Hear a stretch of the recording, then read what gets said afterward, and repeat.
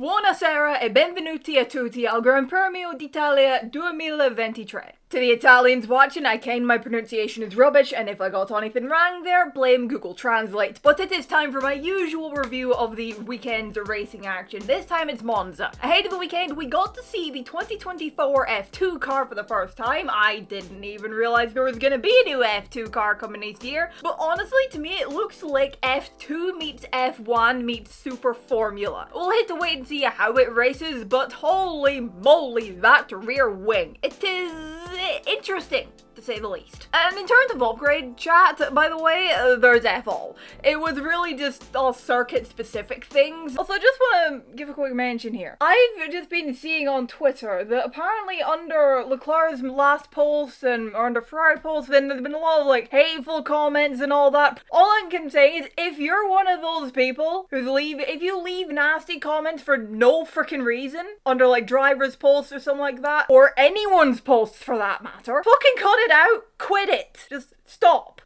it. Chill the fuck out. It's just not a nice thing to do. And I'm gonna be brutally honest here. You shouldn't have to fucking hear that. That's something that every person on the planet should know.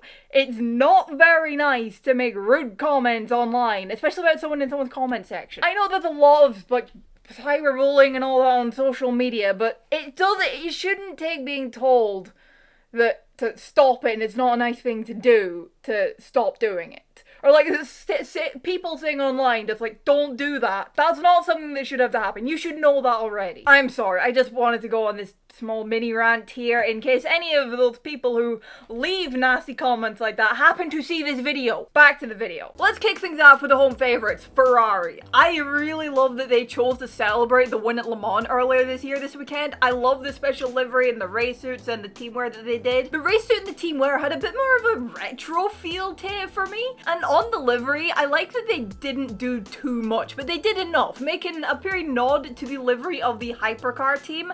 And honestly, if they could keep that little yellow boop at the end of the nose or reintroduce it next year as they did with the Ferrari on the rear wing this year, I would love that. Both drivers had special helmets as well, of course, but I just want to mention one thing with the helmets, and it's on top of Leclerc's. One dream, one team. Just announce the goddamn contract extension already. And if it really isn't signed yet, or nothing's been spoken about, just get it done and get it announced, because we all can't it's gonna freaking happen. And on said Monegasque, tell me Charles Leclerc is competitive as fuck without telling me he's competitive as fuck. But anyway, I'm not the biggest fan of Carlos Sainz. Personally, I just don't really like him, but I can admit when he's done a great job, and he really did this weekend. He was on it for FP1, he topped second and third practice, he set pole at Monza, which is something every Ferrari driver wants to do, and he's the first of Leclerc's F1 teammates to out-qualify him at Monza, actually. A little bit of a stat there for you. The win that he would have been dreaming of did not come his way, but he did notch up his first podium of the season, and did lead 14 laps, which is something. He did defend rather robustly, and I will admit, perhaps at times with a spatial awareness of a tank, but I mean, it kept the place for him. I don't like him, but I can admit when he had a great weekend, and he did. Leclerc was on it as well when it mattered in qualifying, as he tends to be, after he did struggle quite a bit in practice after going apparently the wrong direction on Friday with the sets, but then just copied Sainz's sets when Saturday, then just had to adapt quickly. He did have a slipstream in Q3, which would have hurt him a little, but he was only 0.063 from pole without a toe, which is a little nuts to be that close without a toe when we came that big at Monza, which is basically slipstream central. He couldn't have managed the podium in the end, but it wasn't for a lack of trying. He still drove really well this afternoon, and he was fighting really hard for that podium, but he just couldn't get past Sainz in the end. And honestly, I gotta give props to Ferrari for letting their drivers race each other for that final podium spot in those closing laps. More than once this season, they didn't let them race. It was no hold position, stay behind Charles, don't attack him, Sainz won't let us attack you, and that tends to be the status quo at Ferrari, but when they're running one ahead of the other that close, it's like, don't fight. But they let them fight this time, and it was great to watch. And hey, now they overtake Aston Martin for P3 in the Constructors, so that's something. Did Sainz potentially cost Ferrari a shot at P2 earlier in the race? Yeah, I think so. A former Red Bull engineer at Break on Twitter did a very thread on this yesterday, gave his view, and I do hate to agree with him. I'll link the thread in the description. Go check out his analysis on it for yourself, and go follow him as well if you've done already. I'd say Sainz would But I will say this is a peery bit mare on Ferrari for no swapping the cars when they maybe should have after Verstappen passed Sainz, who then fell off a cliff with his tyres,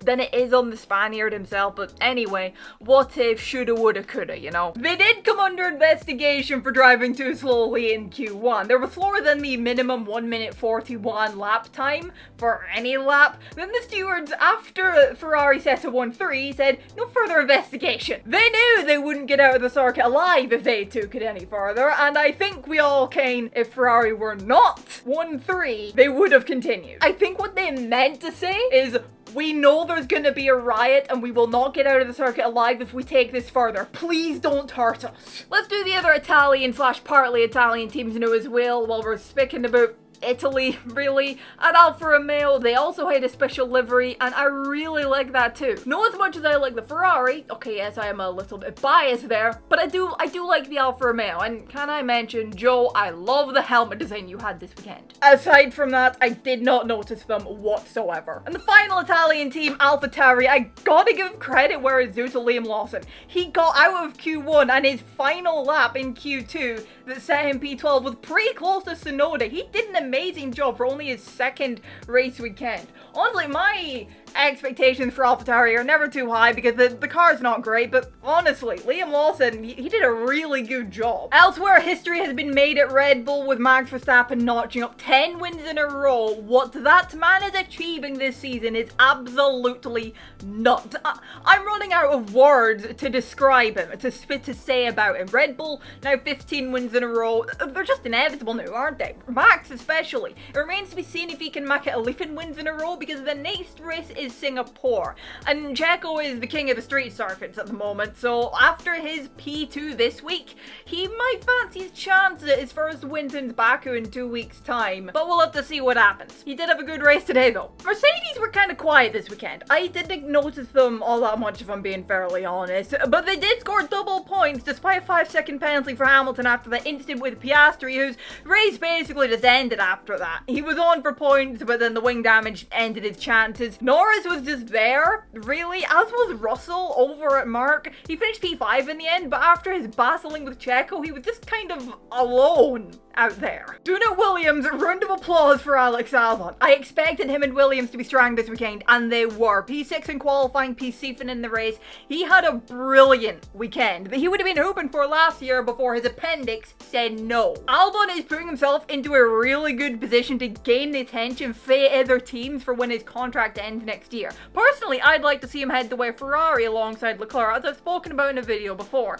But what will happen come 2025? All I can is that he's doing a really good job at the moment, and he made a really nice overtake at one point in this race at the Del Roger chicane on, I believe it was a McLaren. Sargent, meanwhile, he was on for points at one point. He was P10 before Bottas overtook him. For Alpine, the less said the better, I think. They struggled this weekend. Monza did not suit their car whatsoever. Honestly, someone go give those guys a hug. I think they need it. And then Haas, I did not notice whatsoever, and at Aston, I did not notice them whatsoever, other than, my god, Stroll, you need to pick it up. Overall, it was decent. It was a good race. It was really close at times to on track, mostly with the Ferraris and the Red Bulls. As I said before, Sainz did a really good job to be leading that race for as long as he did. I didn't expect Ferrari to lead that race for as long, but hey, he led it for like, what, 14 laps before Max inevitably took the lead. At times it was a bit quieter, but things ran pretty close for a lot of it, and we had some good edge of the seat stuff between the Ferraris, between Sainz and Perez, between